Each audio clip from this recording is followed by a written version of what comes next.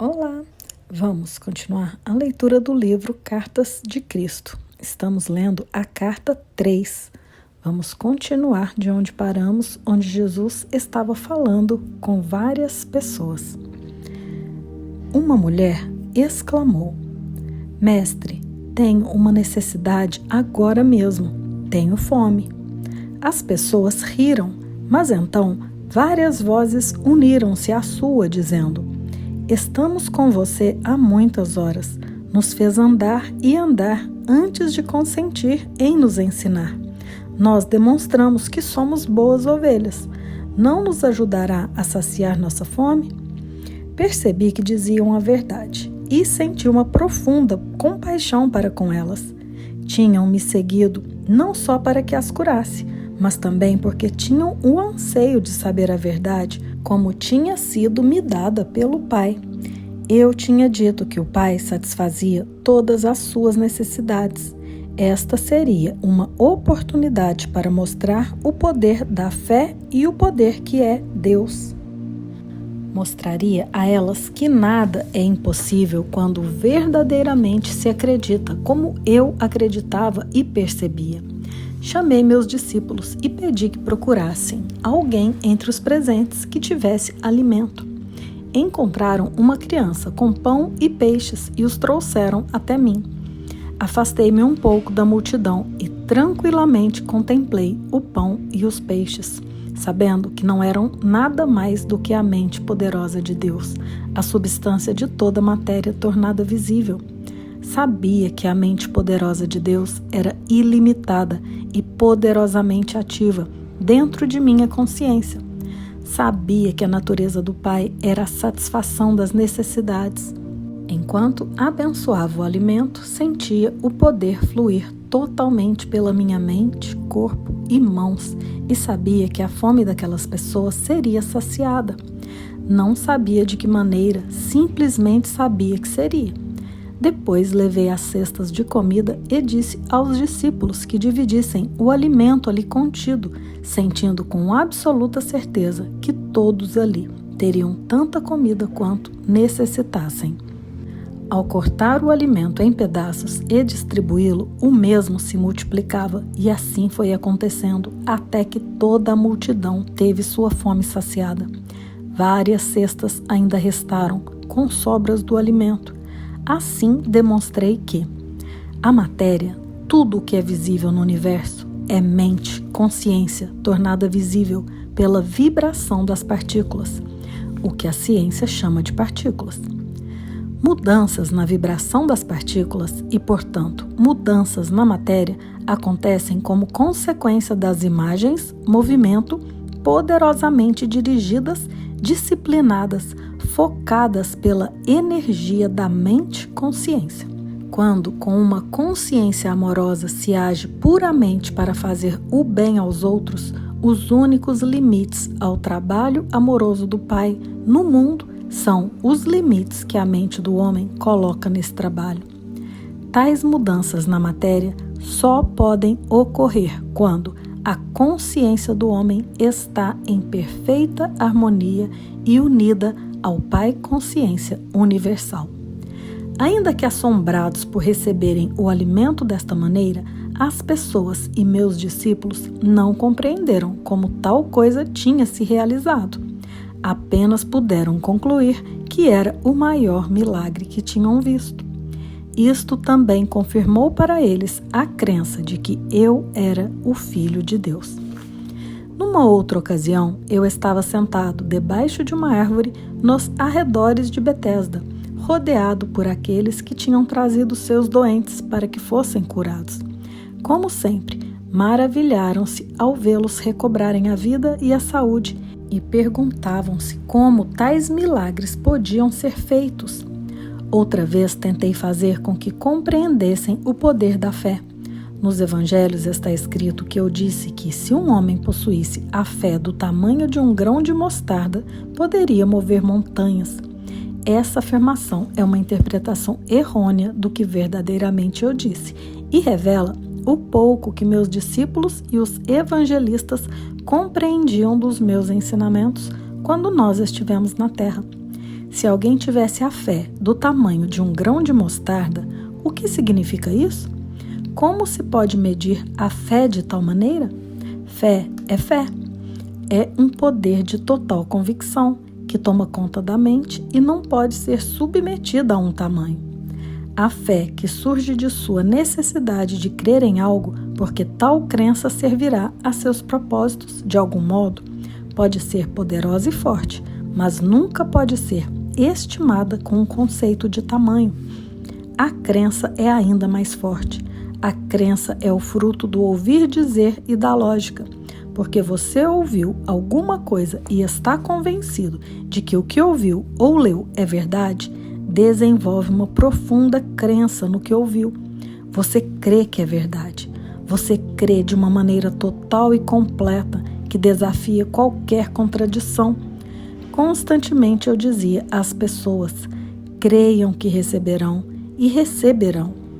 Contudo, eu sabia que seria quase impossível que as pessoas algum dia tivessem a fé para realizar milagres, pois não importava o quanto explicasse a verdade, elas nunca teriam o intenso conhecimento que me foi dado no deserto.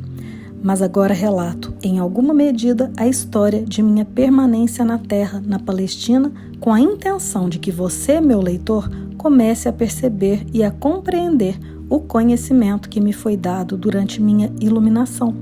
Minha intenção é dar a você conhecimento. Saber algo de ouvir é o que se ouve de alguém, mas não se pode comprovar realmente que seja verdade.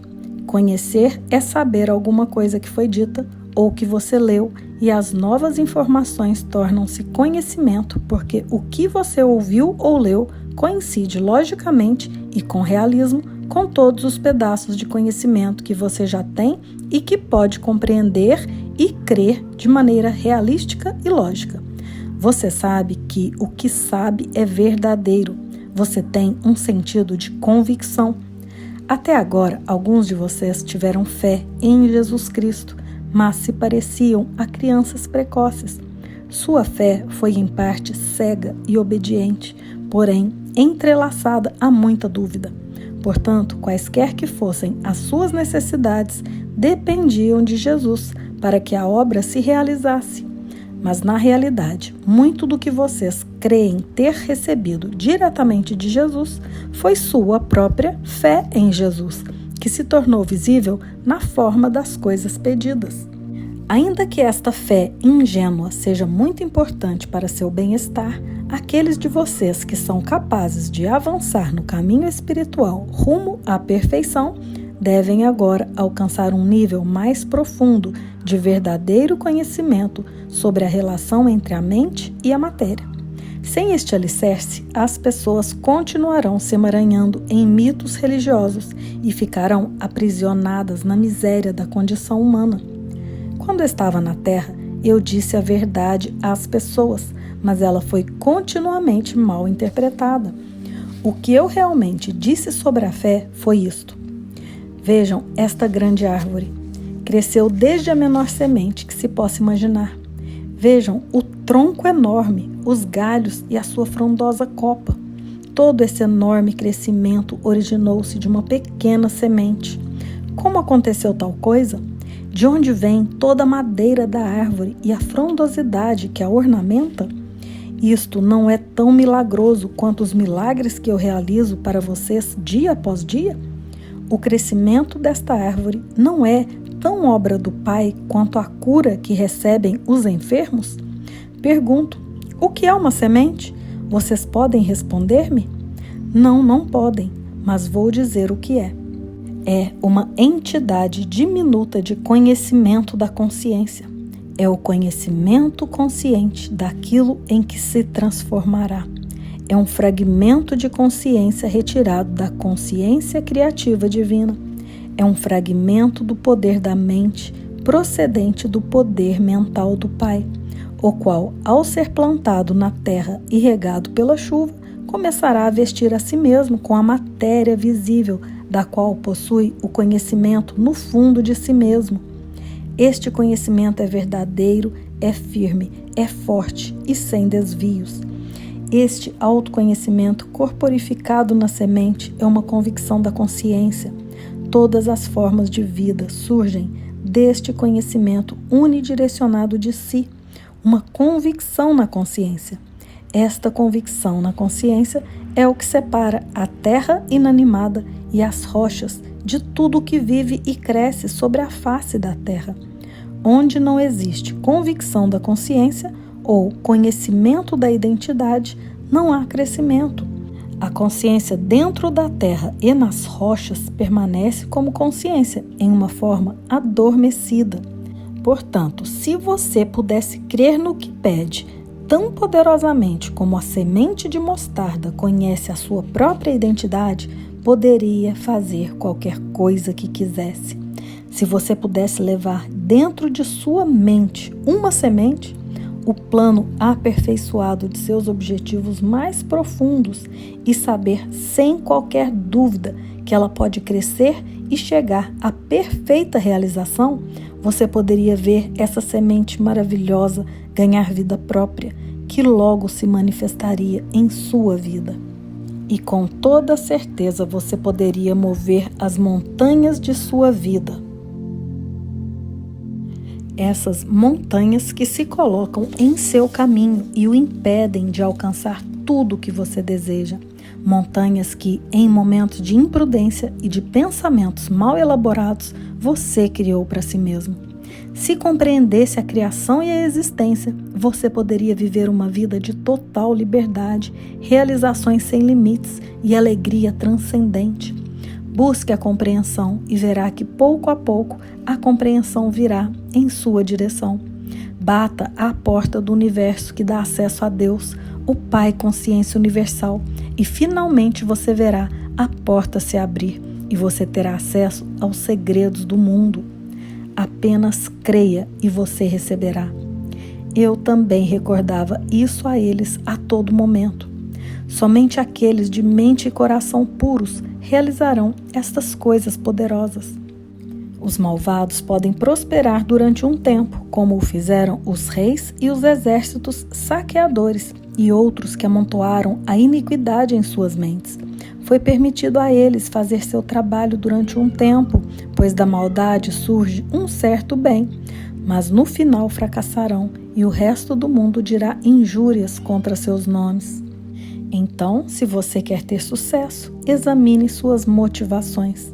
Os desejos que surgem simplesmente do anseio egoísta de riquezas ou conforto, no fim acabam em desengano, doença e morte. E a você que lê estas palavras, digo: não deixe ninguém se atrever a negar a verdade que trago, até que você também tenha andado o caminho da renúncia de si, que eu percorri na terra, e que tenha alcançado a mesma união com o Pai e as alturas do conhecimento e a compreensão indiscutível que possuo. Quando você tiver alcançado tudo isto, já não terá nenhum desejo de negar esta verdade e será incapaz de deixar de se unir a mim e ensinar ao próximo. Até esse momento, mantenha-se em paz e não deixe que ninguém conheça sua ignorância. E vamos parando por aqui, vamos meditar sobre a semente de mostarda. Na parte que ele diz: portanto, se você pudesse crer no que pede tão poderosamente como a semente de mostarda conhece a sua própria identidade, poderia fazer qualquer coisa que quisesse. Se a gente crer realmente no que está no nosso interior, na nossa verdade e na nossa unidade com o nosso Criador.